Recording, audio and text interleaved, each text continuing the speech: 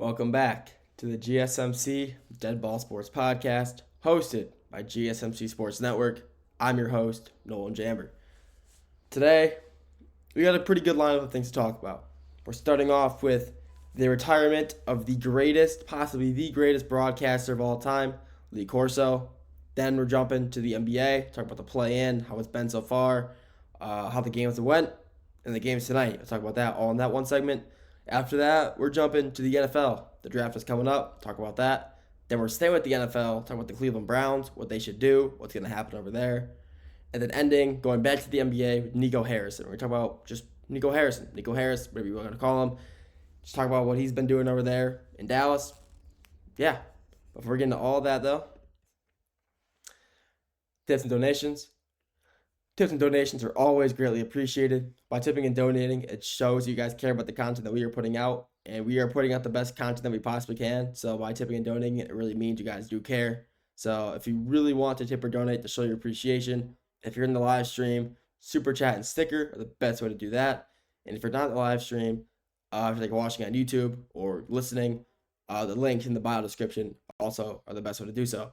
Even if you don't want to watch the live stream or anything like that. If you're not, don't want to donate, leave a comment in the comment section of the YouTube video. I'll see that as soon as I can and get to that. If you're in the live stream, I will see it right away and answer that almost as soon as I see it. So feel free to do that. I love talking to you guys. That's my job. So feel free to do that. And like I said, even if you don't want to tip or donate, or if you do want to tip or donate, feel free to with the 2 links in the bio if you're watching this not in the live stream or listening. And if you're in the live stream, super chat and stickers are the best way to do that. With that being said, let's get into the content for the first segment. First segment, like I said, the retirement of possibly the greatest broadcaster of all time. Before we get into that, the shirt is kind of like tweaking out the camera. It looks like a little, it's like staticky. It's like striped. So sorry if you're watching and, your eyes are hurting. I might change the shirt after this segment. I actually didn't realize how, disgusting it is. Not disgusting, but, eye hurting it is. But whatever. Lee Corso. College game days, proud father. He's been on it since it started in 1984 when he came on the ESPN, and he's been running the show. He's been doing College Game Day since as long as it's been around, and he's the staple of it. When you think College Game Day, you're thinking Lee Corso. If you're not, maybe Kirk Herbstreit or Charles Woodson, but Lee Corso is definitely the first one that comes to your mind. And at the young age of 89 years old, he has decided, I've given it all I have. I'm done. I'm done. And totally understandable. He has been doing this for so long, done such a good job with it as well, that we all knew for years now it was only a matter of time. And he kept giving it the best that he possibly could and the best that he had. And he's retiring. He's doing one more game, week 1 of the 2025-2026 college football season. He's doing week 1, Texas versus Ohio State. And I kind of assumed if he were to retire, he would retire on an Ohio State game. He loves that school. He loves the Buckeyes. Anytime the Buckeyes play, he would choose their head. He would be, if it's College Game Day, if it's game of the week, he's choosing the Buckeyes. He loves them. He loves the school. So, Lee Corso, he's just one of the greatest of all time. No one can say otherwise. He's been doing it, like I said. He came on to ESPN as an analyst in 1989. And he worked his way up through the ranks. He worked his way up through the broadcasting. He started with how the broadcasting career goes. You start small, work long hours, and when you're tenured enough, when you've been there a while, you start moving to the bigger games, doing less, you having to do less work. And Lee Corso's only job for the past 15 years or so has just been College Game Day. And he's done a great job with that. Lee Corso, through his time in College Game Day, he's come up with, he's had shows in some of the, he's putting the head on. He's putting the mascot head on, choosing the team that he wants to win. He's some of the most, the teams he chose the most. Ohio State Buckeyes, that was his go-to. I'm pretty sure out of every team he's ever chosen, Ohio State has the most wins from, he's chosen the most of. Second was Alabama. I think he had chosen 28 times from a stat that I saw.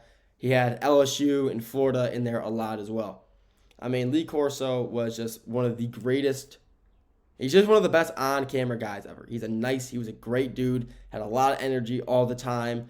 He was just always there to make you smile. And when you were watching College Game Day, it was always just your day would just be like brightened right away. It would start early in the morning. And Lee Corso, he was up and at him. He was ready to just talk sports. That's what he does. He's like, what? I mean, obviously he does it a lot better than I do. But Lee, I mean, we did it. We do it because he loved it, and that's why I do it as well. But he did it because he loved the game, and there's nothing more that there's nothing bad that can be said on Lee Corso. Lee Corso is just one of the greatest of all time. He came up, with the iconic quote, "Not so fast, my friend." I mean, anytime he had an opinion, him or someone else differed from one of his opinions, he'd say his classic line, "Not so fast, my friend," and then they would just give you on debating him and Kirk Herbstreit. Just love to debate Charles Woodson, everybody, all of his, even when he had guests on. I mean, he would just love to debate Nick Saban as well. Nick Saban's one of his. He'd love to debate with Saban because they're just two of the all-time greats at what they do. Nick Saban's the greatest college football coach of all time. Lee Corso, one of the greatest broadcasters of all time. I mean, they're just profound and well respected in their work, and they just argued all the time. And then, obviously, his main thing, what everybody knows him for, like I said earlier, the heads. Lee Corso would always just end. It would always end. The final segment of College Game Day would be, all right, who are we choosing? For the final game, the game of the week. Let's say it's like the Big Ten championship, Oregon, Ohio State. A lot of people was mixed. Ohio State, Oregon, no one really knew. Obviously, at the end, we all know Oregon got manhandled by Ohio State. But Lee Corso puts on the Buckeye helmet. He puts on I'm not sure what it's called. It's just the Buckeye helmet. And he puts on the mascot, and, he starts singing the Ohio State fight song. He starts, O-H. All the fans going, I-O. I mean, it was a great time. Lee Corso is just one of the most energetic, one of the nicest dudes you've ever heard, ever seen on camera. And when you lose, the staple of college football, it really does, it's not going to affect the viewership, but it's going to feel missing. I mean, obviously you got Charles Woodson, Nick Saban, Kirk Herbstreit. I mean, you got all of these guys, and especially, the guests they bring on. I mean, you got guys like Timothy Chalamet coming on. That comedian from Notre Dame, I forgot his name, but he's hilarious. I mean, you get these phenomenal broadcasters to surround him, and when he leaves, you're like, watching it from now on, and you say, dang, I miss Lee Corso. I mean, he's been around forever. Like I said, came in 1989, started doing the show a few years into his time at ESPN, and he's loved it. And losing, the godfather of college football game day. I mean, it's not going to feel the same without the great Lee Corso. But he is, like I said, at the young age of 89, he's given it all he had, all the time that he had, and he gave it the best. Every time he was on camera, he was always smiling, always, giving it the best he had. And ending it with his favorite school, Ohio State, against Texas Longhorns in the week 1. It's going to be a great game. That's going to be a great game to watch. But him ending it, with his team that he favors the most, the team that he loves the most, is a great thing for him to go out on, just, celebrating his team, the team that he grew up loving, the game that I believe he played football there. I mean, I believe he went there or played football there. I forgot which one it was. But, I mean, he's just a great commentator, one of the greatest people to ever announce, any sport. And losing him is definitely going to be a big impact on, college football in general, but not only that, College Game Day. It'll still be a great watch. People are still going to watch College Game Day, like I said. It's just going to be a matter of, dang, is Lee Corso really gone? And not much, you can't do anything about it. He gave it all he had for as long as he did, and he did it phenomenal. No one ever was mad at Lee Corso for anything, and he's just one of the nicest guys I've ever seen. And it really does suck that you lose, one of the greats like that, just out of retirement on a random Thursday on April 17th. On April 17th, 2025, you'll lose one of the greatest broadcasters of all time to retirement, which does suck, but that just does pave the way for these younger generation of guys to come in, fill their spot. And he's going to have a great retirement, and he deserves it completely, and he just had a great career. So congratulations to Lee Corso on a phenomenal career, and we're all wishing him the best after his time at College Football Game Day. That's all I got for the first segment. Next segment, we're going to the NBA, talking about the play-in. After that, flipping it to the NFL. Drafts coming up. Talk about that.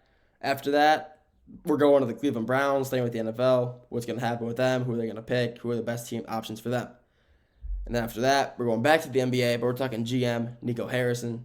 And then we're going to end it off that. We'll get back to all that after the break. I feel like I'm losing my mind. Is everybody in the world blind? Please, Lord, give me a sign, a sign. I feel like I'm losing my mind.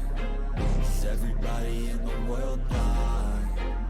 Please, Lord, give me a sign, a sign. I wanna be the greatest. Everybody on the fake shit. I look around and feel like everybody is the fakest. I make this every day and I'm impatient, hoping one day I blow up from the basement. Statement, the top is so vacant. I don't hear shit that I think is amazing. Waiting for my day when I'm playing sold out shows for 1,000 faces. Hey, give me that crown, get in my way and to be put down. It ain't your place, all this my town. If I want that shit, then I'll get it right now.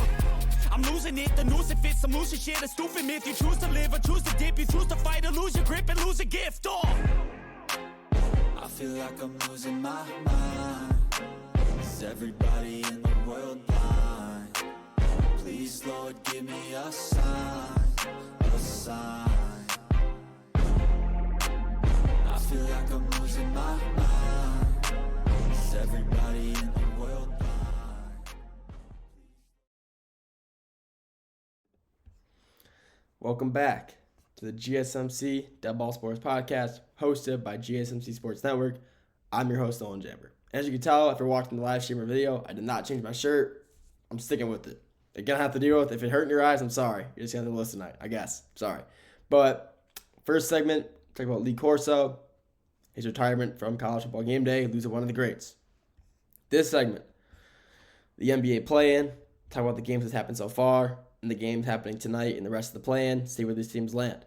After that, we're going to the NFL, talking the draft. Then we're going to the Cleveland Browns, ending off with Nico Harrison. Before we get into all that, though, tips and donations. Tips and donations are always greatly appreciated. By tipping and donating, it really means you guys care about the content that we are putting out. And if you do want to tip or donate to show you guys care and appreciate what we do, if you're in the live stream, super chat and sticker. And if you're not in the live stream, watching or just listening, the 2 links in the bio description are the best way to do that. Even if you don't want to tip or donate, feel free to leave a comment in the comment section of the YouTube video, or if in the live stream, in the live chat. I'll see that literally as soon as you type it up, so I can get to it as soon as you can. I love talking to you guys. That's my job. So please feel free to leave a comment. I'll see that and just talk sports. That's what I'm here for. That's what I like to do. So I'm doing that's why I'm doing this. So like I said, feel free to comment if you don't want to tip or donate. But if you do want to tip or donate, if you're in the live stream, super chat and stickers. And if you're not in the live stream, watching this on YouTube or just listening to it, the 2 links in the bio and description will definitely lead you to the right path to be able to do that for us. With that being said, let's get into the second topic, the NBA play-in.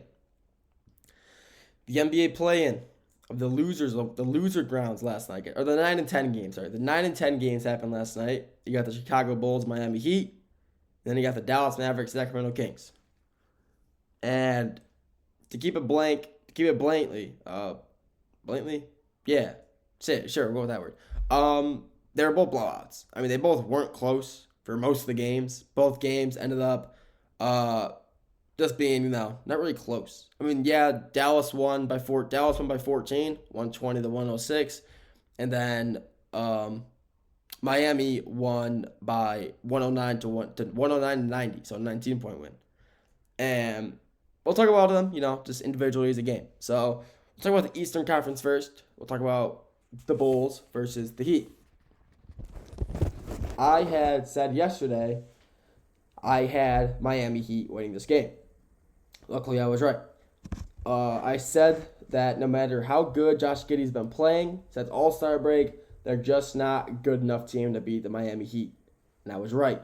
Josh Giddey did have a double-double, though. He had a good stat line. 25 points, 10 rebounds, 4 assists. I mean, he had a good game, regardless. Yeah, they lost, but he had a good game. And that is the 3rd straight season where the Miami Heat have knocked the Chicago Bulls out of the play-in, which means we should not be allowing the Bulls or the Heat to make the play-in anymore. It's the same 4 teams in the East, like the same 3. It's always the Hawks, the Bulls, and the Heat. It's always those same 3. Maybe add like the Hornets. The Magic made it this year, so congrats to them. But yeah, it's always just some random other team in the play-in. But yeah, I mean, like I was saying, the Miami Heat have knocked them out of the playoffs. The Miami Heat are now playing the loser from the 7-8 game, so they're playing the Hawks. But let's talk about the game, just talk more about that game. So, like I said, Giddey had 25, 10, and 4. Pretty good game from him. Kobe White had a pretty good game point-wise. He had 17 points, only put up 2 boards and 5 assists. That's not a horrible game. Pretty good, He's making plays around the game for him. I also didn't really watch this game that much, so I'm just basically looking off stats. I'm not really sure how, exactly the game went, how good the players are playing, just without stat watching, stat padding, all that, but Nikola Vukovic had a pretty good game as well. 16, 12, and 1. I mean, he averages like a double-double, so that's expected. But like I said yesterday, him and Bam were going to be a great matchup in the paint. Watching those two go at it are always, just two good bigs. I mean, watching two good big men putting up battles in the paint are always fun to watch, and I was right. Because Bam had himself also a double-double. 15 points, 12 boards, 3 assists. Pretty similar stats to Vukovic. I mean, obviously they were battling in the paint all game, getting aggressive, and he won the game because of it. Talk about the player of the game, though. Tyler Hero. Tyler Hero, 38 points, 5 boards, and 4 assists. I mean, 38 points is unreal. He had the most points in the play-in this year, will tie with Jimmy Butler for 38. But still, I mean, Tyler, like I've been saying yesterday, I said this yesterday and previous weeks as well, Tyler Hero is still a better player than Josh Giddey, even post All-Star break. Tyler Hero has been that guy. He's been with the Heat every year. They made the playoffs, made those deep playoffs runs, and he just knows how to play the game. And Tyler Hero has been playing good basketball all year round. And yeah, his team, his record didn't show it, but they also were hurt most of the year. They lose their best player, Jimmy Butler. A lot of their guys are hurt for a while, and the record does show, a losing record in a weaker Eastern Conference. But if you look at Tyler Hero's stats all year, he was playing good basketball. And obviously you can see dropping 38 points against, in a playoff game. It's really good for your rating as a player. Like 38, 5 and 4, helping your team win by they won by 19. And he's a part of that third. I mean, out of the 109 points, put up 38. I mean, dang, that's like almost, I wouldn't say half. It's like a quarter of your points right there. It's like a quarter of your points just from your one guy. That's always a huge help. And then Andrew Wiggins also had a good game. People forget he got traded to the Heat with that Miami Jimmy Butler trade. He had a good game as well. 29 and 2. Another 20 points. I mean, when you get multiple guys a game putting up 20 points, 20 plus points, at least 2 guys putting up 20 plus, that's always going to help your cause. Especially even like Bam. I mean, you have 3 guys putting up 15 plus points. That's always a huge help to your cause. I mean, that's quick math, 35 plus 38, 73 points right there. Just off those 3 guys, out of your 109 points total, they dropped 73 of your points. That's huge for you. That's a huge help for you and your team, and that's why they won the game. You could look at, the Bulls stats as well, and a lot of the guys in the Bulls, even the 3 I mentioned, Vukovic, Kobe White, and Josh Giddey, they all had good games, but I didn't even mention their starting 5. Everyone on their starting 5 had at least 10 plus points, and their bench just didn't do it for them. Their bench did not play good. That's why they lost that game. But if their bench played somewhat good, like a little better, they probably would have won that game. So now we got in the Eastern Conference, we now got the Miami Heat playing the Atlanta Hawks tonight for the 8th seed. And I have Miami Heat winning this game because, like I said yesterday, they're a better team. They're a better team than the Hawks. Bam Adebayo is better center than Clint Capella. Tyler Hero and Trae Young, that'll be a good battle. Andrew Wiggins has been hooping the entire year. Him and Dyson Daniels, that'd be a good matchup as well. But I do think Miami Heat win that game and get the 8th seed to then go on to play the Cleveland Cavaliers in the first round of the Eastern playoffs. Now let's go to the Western Conference game. The Dallas Mavericks versus the Sacramento Kings. This game was a blowout most of the game, honestly. I mean, they won by 14, but they were up by 25 at one point. The Dallas Mavericks, And overall, it was a fun game to watch. I mean, just seeing, a lot of these big name guys a lot of big name players are on the Kings and the Dallas Mavericks. I mean, you got for the Mavericks, Anthony Davis, easily one of the best centers in the league. He dropped 27, 9 and 1, almost a double double, but he dropped 30 points basically on a very good defensively sound Kings team. And like I said yesterday, watching him and Sabonis would be one of the best things we would see last night, between the play-in games, between the play-in in general. And I was right. Sabonis had 11, 13, and 5. Both of them were just getting boards, putting up points. I mean, Sabonis obviously had a lot less points than Anthony Davis, but he had more boards, and so they were fighting in the paint all game for boards, and it was it was getting aggressive, getting chippy, and I love it. I'm happy to see that I was happy to see that I was right with that prediction of saying it'd be a good matchup between the two, and I'm happy I was right with that because I was right. Thank God. Klay Thompson. 23, 5, and 2. Klay Thompson dropping another 20-point game. I mean, Klay Thompson's been hooping recently, and I'm excited to see that, they're doing good. Especially Klay Thompson, coming to the Dallas Mavericks, looking to win. He had Kyrie and Luka. He wanted to come over here. Luka got traded. Kyrie got hurt. Well, he came for nothing, but he's been hooping still. I mean, at the end of the day, he's still been hooping for the Mavericks, and I'm happy to see that he's still playing well because toward his end tenure at the Golden State, he wasn't playing nearly as well as he was in the past. So seeing him hoop again like this is a really good thing to see because I love Klay Thompson. So seeing him play this good is really nice. PJ Washington had a nice game as well. 17, 9, and 4, starting forward or one of the starting forward for Dallas, and he had a great game. You feel like you don't really hear a lot about a lot of these Dallas players are kind of random players, but I wouldn't say PJ Washington is one of them. But their team is just so hurt that you're getting these other guys chances to play, and seeing PJ play almost a double-double, but he had 9 boards, a great sight. So Dallas Mavericks are playing really good basketball right now. Also, Brandon Williams off the bench for the Mavs, 17 boards, 5 assists. I mean, you get guys off the bench dropping 17, you're going to win games. It's always a huge help, like I said, when you have depth in the playoffs and you have these guys coming off the bench helping you shoot and win games. And dropping 17 off the bench, 15. If you're coming off the bench dropping 15 plus, you should be winning a game, realistically. And so seeing him come off the bench, drop 17, and help them win by 14, that's a huge help for them. About the Kings for a minute. Sacramento Kings, they were home, and you can't lose at home, and they lost at home.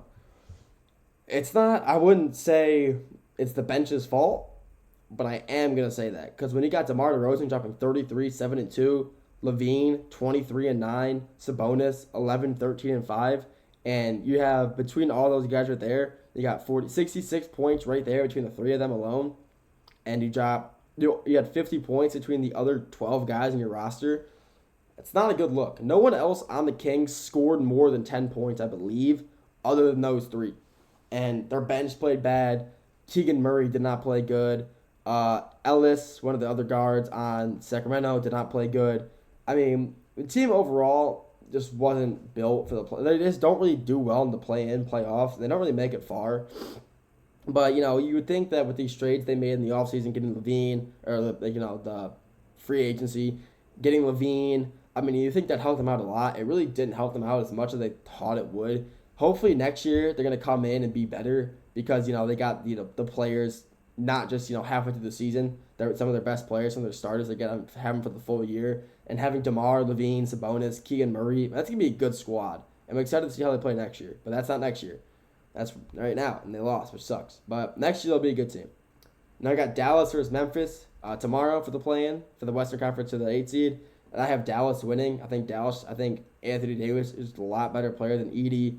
Klay Thompson can hoop again like he did last night. They'll win. John Morant's been hooping, though. I mean, it'll be a great game to watch defensively. The Memphis Grizzlies are a great defensive team. And it's going to be a great game to watch regardless. But I do think the Dallas Mavericks will win, and I hope they do. Because if Memphis loses, they're probably going to do a clean sweep. Like, John Morant might be gone. Might trade some of their players. I'm not sure. But I do want to see Dallas win without Luka. And they can prove that they can do it without Luka. Even Kyrie as well.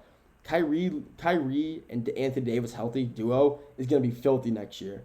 And seeing Anthony Davis hoop right now by himself, basically with the help of Klay Thompson and the other guys, it's great to see them do that. So I do hope Dallas wins, and they will end up playing, hopefully, the OKC Thunder in the first round of the NBA playoffs. That's all I got for this segment. Next segment, we're going to the NFL draft coming up. Talk about that. Who's going to go where, probably. Going to the Cleveland Browns after that for second number 4. Ending off with Nico Harrison, the GM for the Dallas Mavericks. We'll get to all that after the break. Looking for your daily fix of sports talk without having to pay for it? GSMC Sports Network is available on YouTube. Just search GSMC Sports Network. Get your fix of daily sports talk shows on YouTube, absolutely free. NFL, college football, NBA, MLB, MMA, UFC, fantasy football, and so much more. GSMC Sports Network has shows running all day long, with new sports shows starting every 2 hours. Just like on your favorite cable sports channel, except GSMC Sports Network is absolutely free. Just search GSMC Sports Network on YouTube to catch one of your new favorite shows, like the GSMC College Football Podcast, Chip Shot Football Podcast, Hoops and Heels Women's Sports Podcast, GSMC Basketball Podcast, and so many more. Check it out for yourself. GSMC Sports Network, now available on YouTube absolutely free. Search GSMC Sports Network on YouTube right now.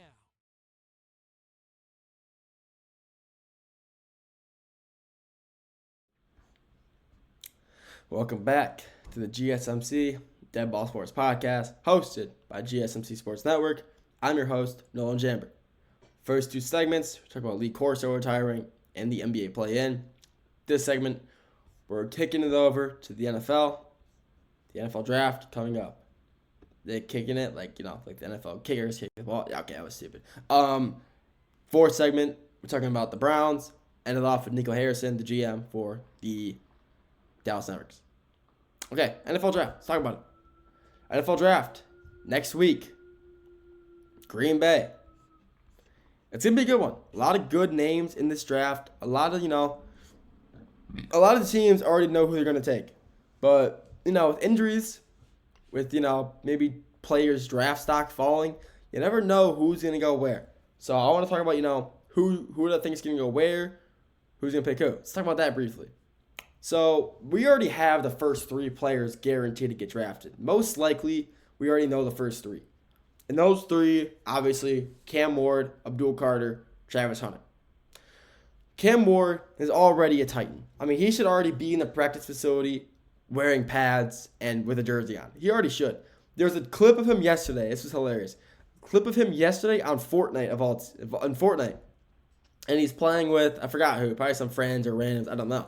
But the randoms or friends asked him, who do you think the best running backs in the league are? And he goes, let me think about that. Tony Pollard and Tayshaun Spears. That's it, just those two. And if you know NFL, those are the two main running backs for the Tennessee Titans. So he's basically already admitting that, yeah, I'm gonna be a Titan, which is honestly a good pick. He's gonna fit well into that system. If they can, draft some O-line to help him as well, because you saw at Miami how good of a quarterback he is with a good O-line. Granted, every quarterback's gonna be good with an O-line that's really good, but you really saw he is so calm and collected in the pocket when he has a decent O-line surrounding him with no pressure. He just stands there. He literally just stands in the pocket, moves his hips a little bit, looks around, and just throws it. I mean, it's all he does, and it just works.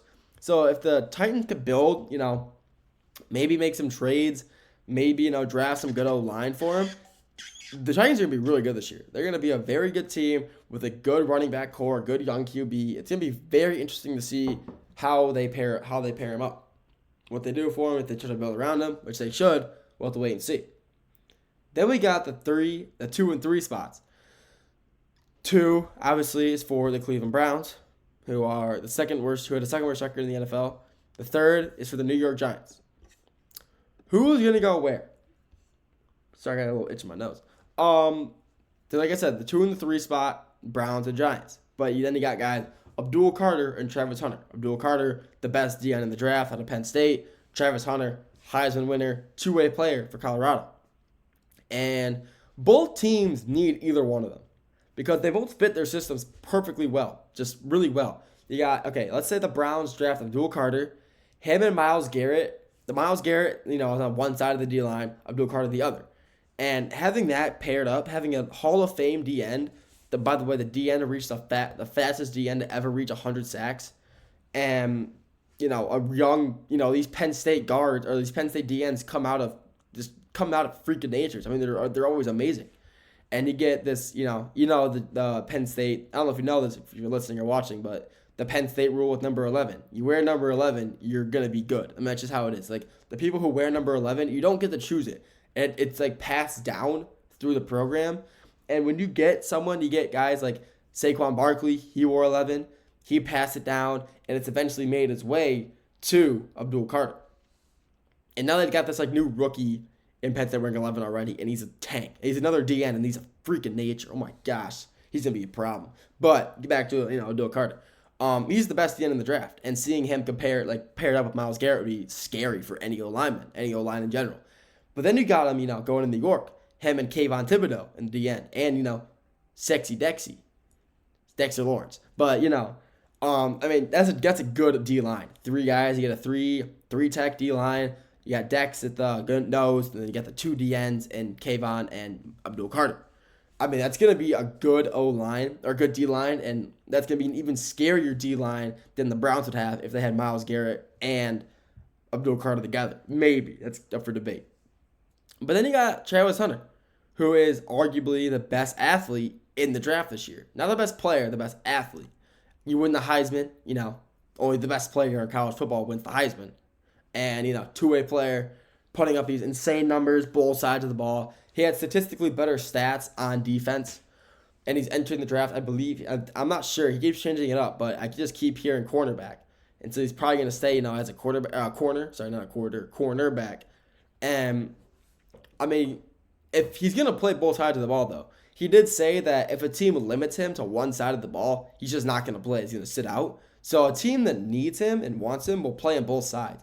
And the Giants, or the Browns and Giants, will fit that system perfectly. Think about the Giants. Yeah, Malik Neighbors, one of the best rookie receivers last year, the best actually, and one of the most promising stars in the NFL right now, paired up with the quarterback of their choosing. Not sure who it's going to be, but you got Russell Wilson, obviously. They just signed him, and Jameis Winston. So maybe they'll get one in the draft. Maybe they'll trade up for another quarterback for a young guy.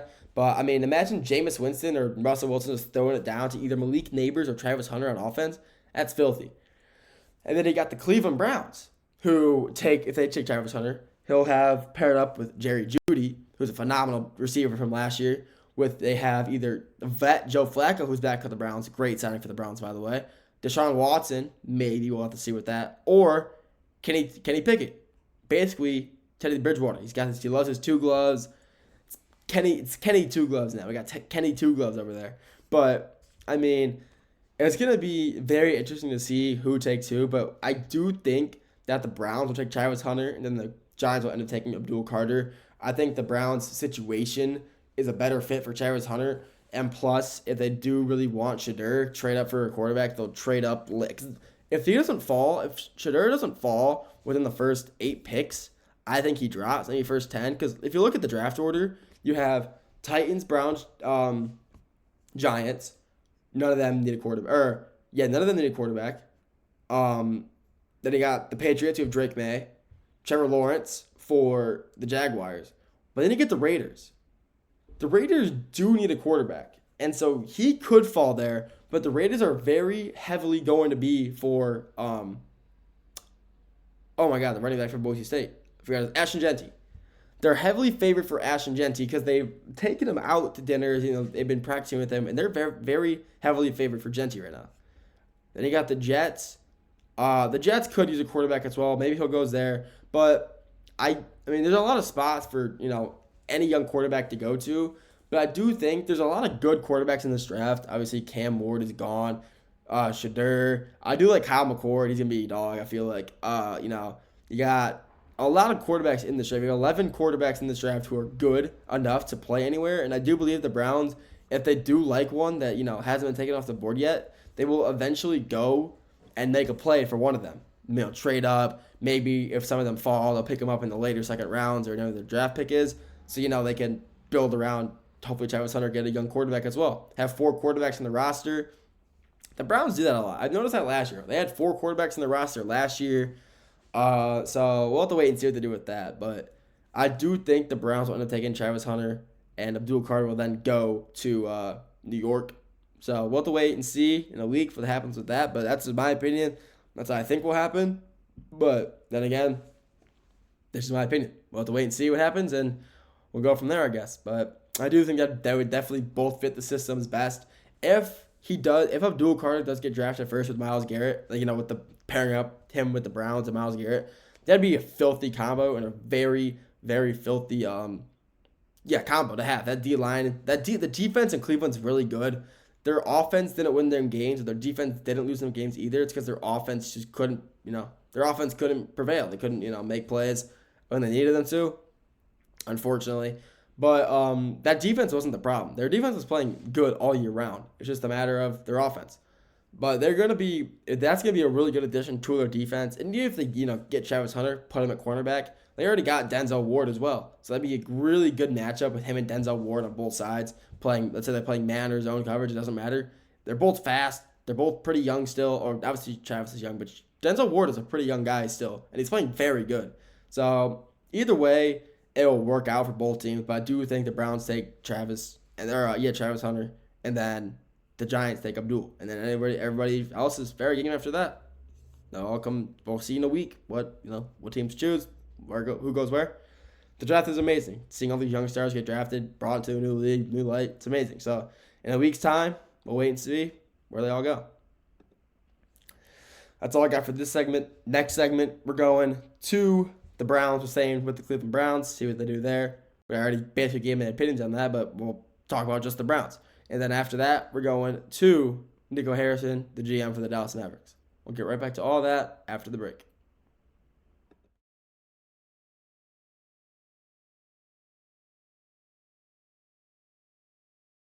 For the best and latest podcasts available anywhere, go to the podcast app on your cell phone and type in GSMC to access free content-rich podcasts on health and wellness, book reviews, sports, entertainment, relationships, social media, movies, technology, finance, and even weird news. Subscribe and download the GSMC Podcast Network's family of shows, available everywhere podcasts are found.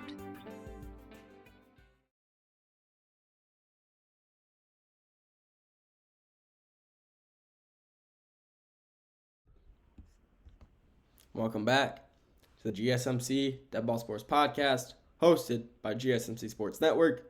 I'm your host, Nolan Jambert.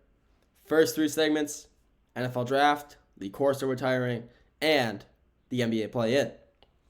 This segment, we're going stick with the NFL, but we're talking Cleveland.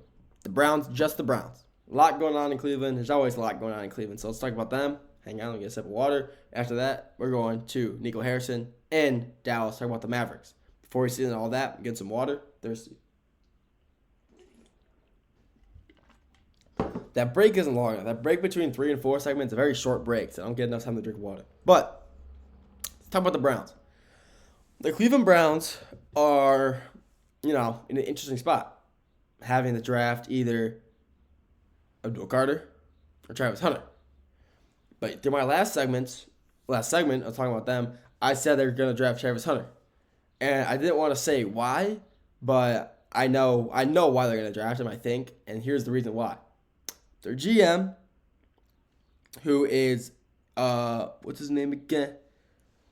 Andrew Berry. Sorry, I forgot his name. Andrew Berry, the GM for the Cleveland Browns. He said in the quote, in the press conference interview, he said, and I quote, you get a unicorn if used both ways. He also, quote, and I said, he's comparable to, in quotes, to Ohtani, end quotes. So he's comparing him to Shohei Ohtani and saying that, he's a unicorn if used both ways. And you don't say that about a player and don't draft him. You don't say you're comparable to one of the greatest baseball players of all time, who has 3 MVPs, by the way. One of the greatest baseball two-way players of all time, possibly the greatest two-way player of all time already, and don't draft him. You just don't do that. So that's why I do think he goes to Cleveland, just because of the fact that, when your GM compares you to the greatest two-way player of all time in baseball, you don't draft him. I mean, come on. You gotta draft the guy at that point. Just from those quotes alone, it kind of guarantees that, he's going to Cleveland. Because, why not?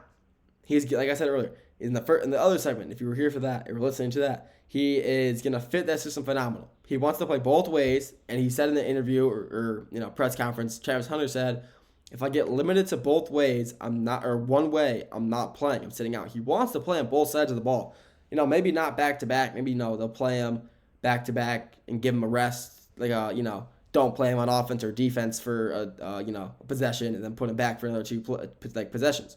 But still, he wants to play two ways, and he would fit that Brown system really well. If he's playing corner, you got him paired up with Cam Ward in the safety side or on the corners. You got paired up. It's a great corner duo. You got Denzel Ward and Travis Hunter. That's a phenomenal cornerback duo.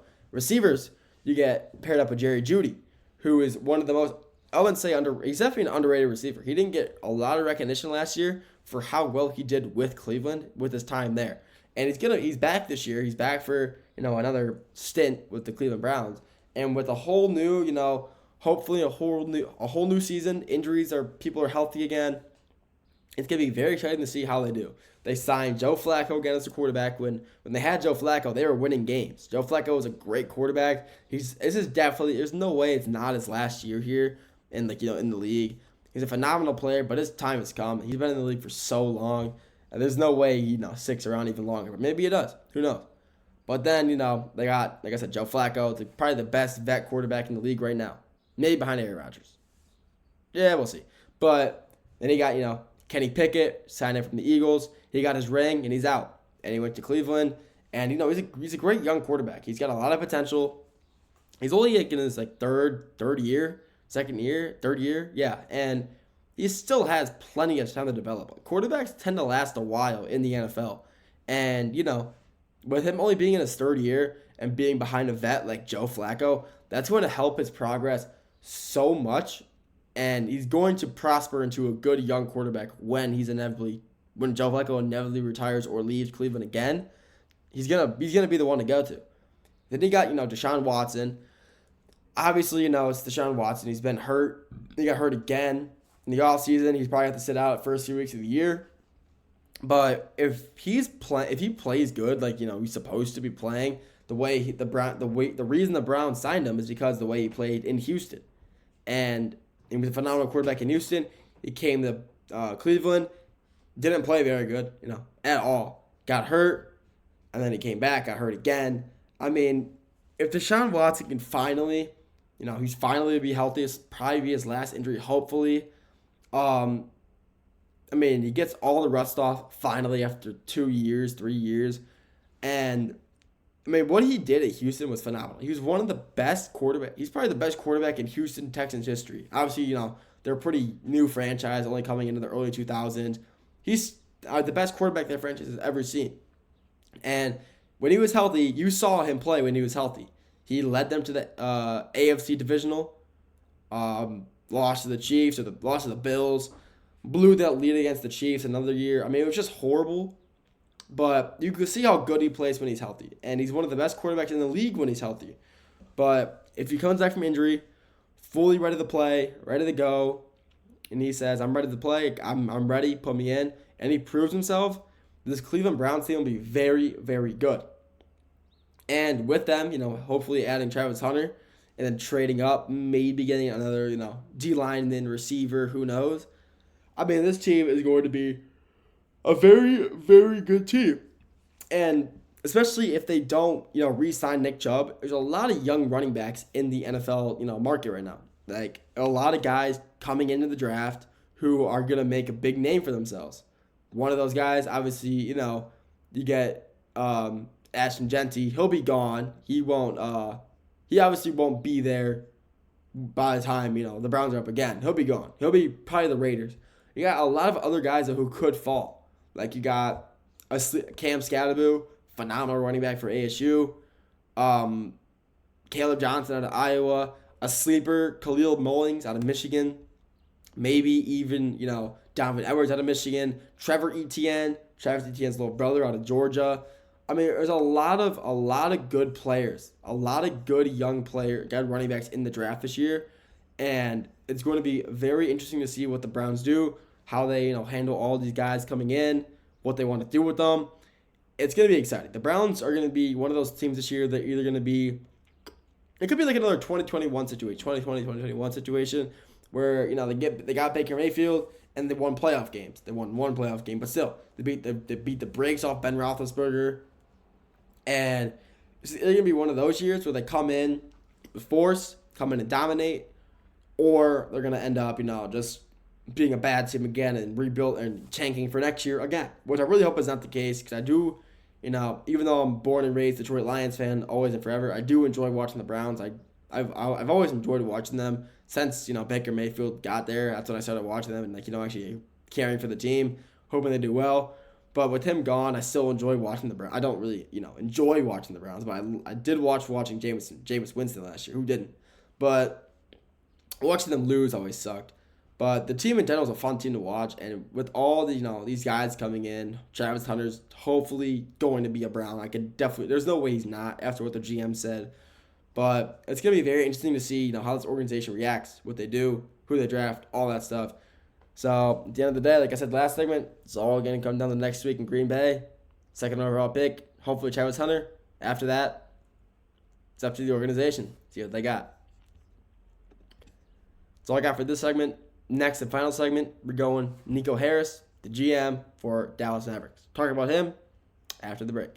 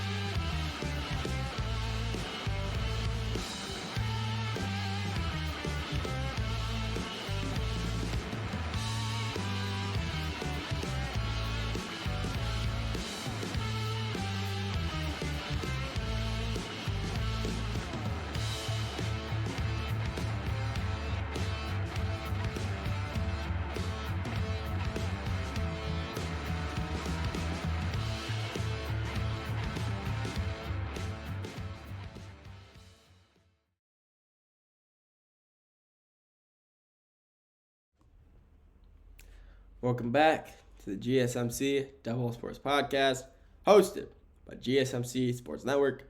I'm your host, Nolan Jamper.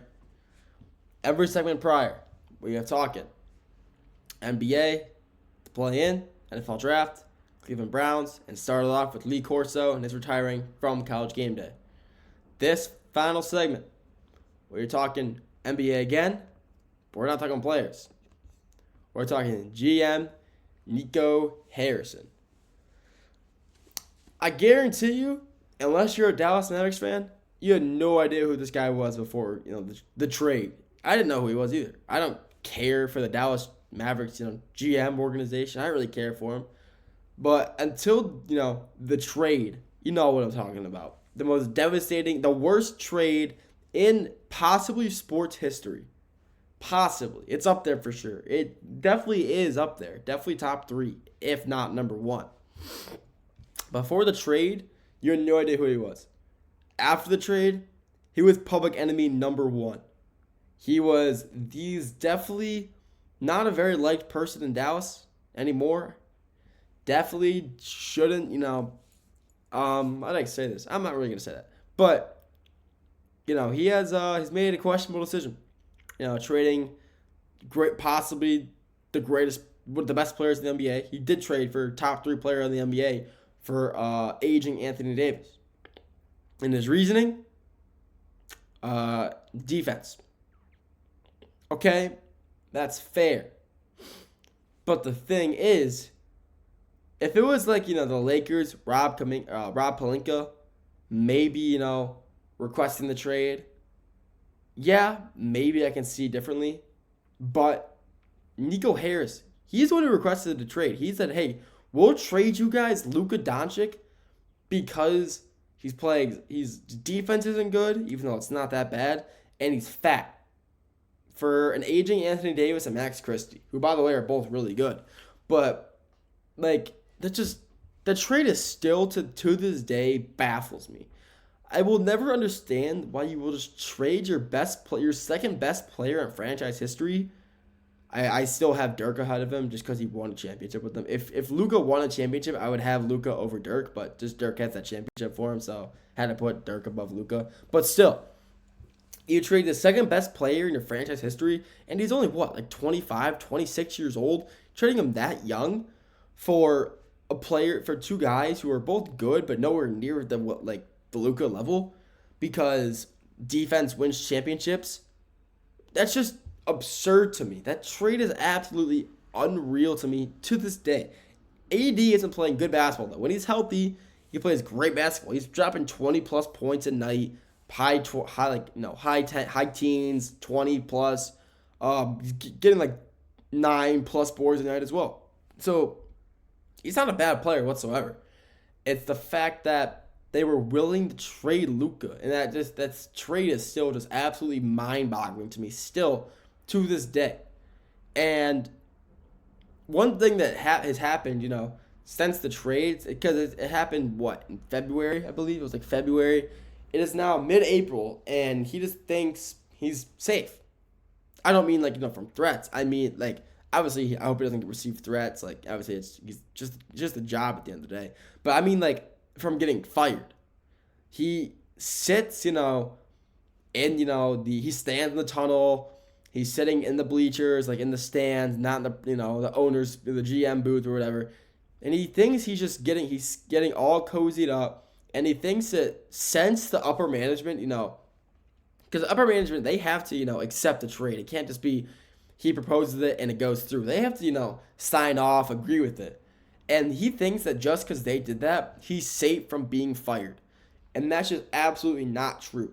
I think that if, at least this year, he's safe, I'll say for the rest of this year. If next year this doesn't pan out, he's gone. And there's no doubt in my mind.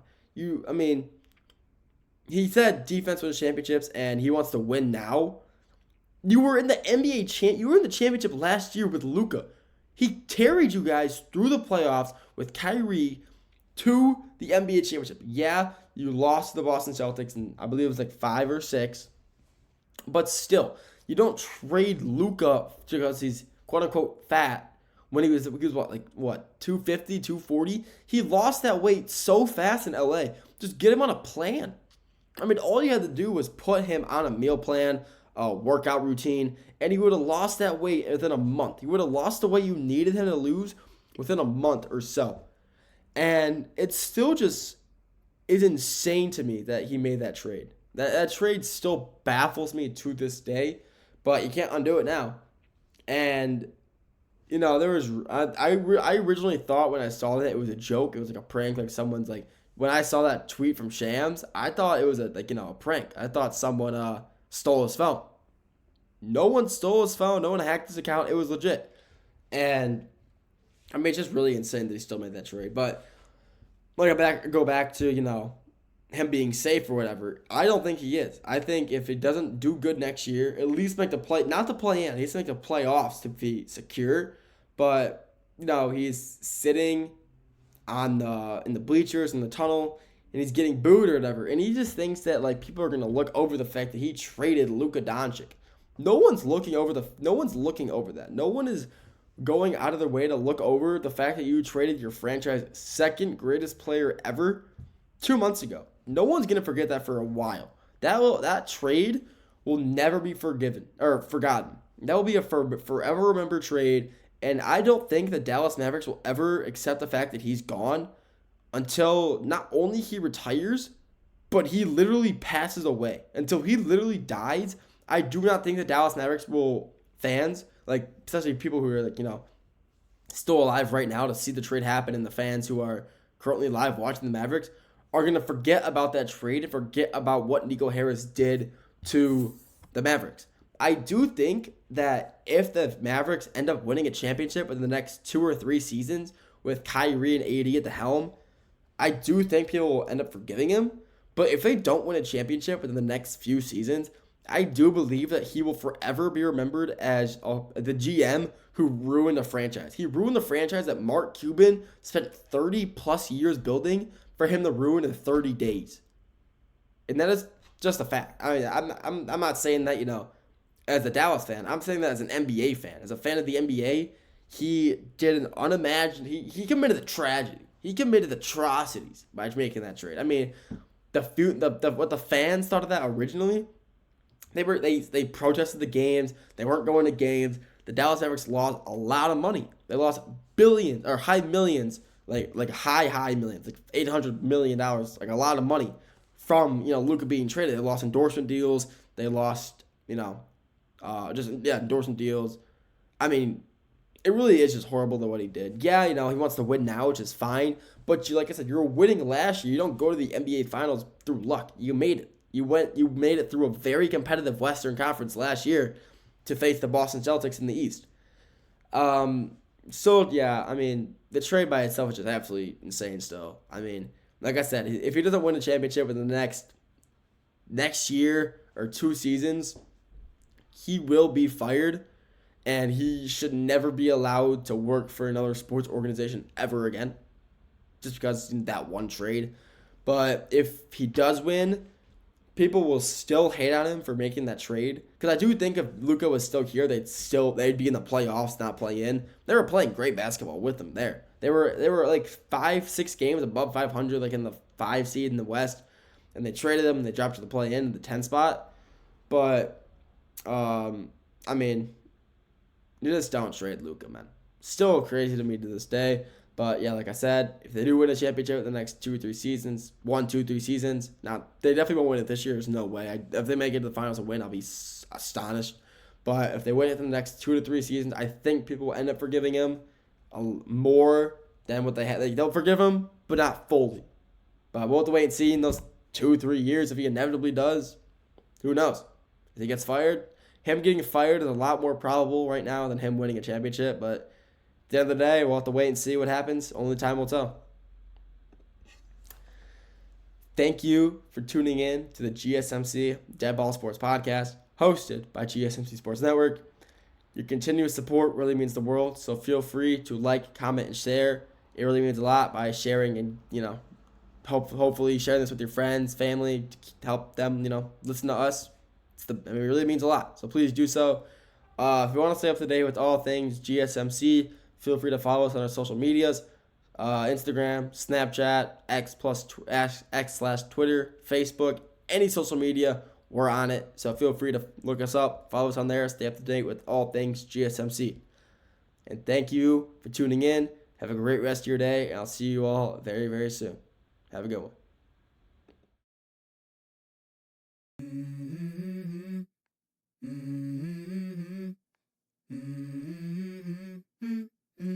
Let's go.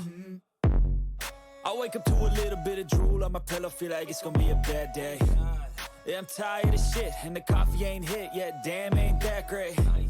I don't wanna go to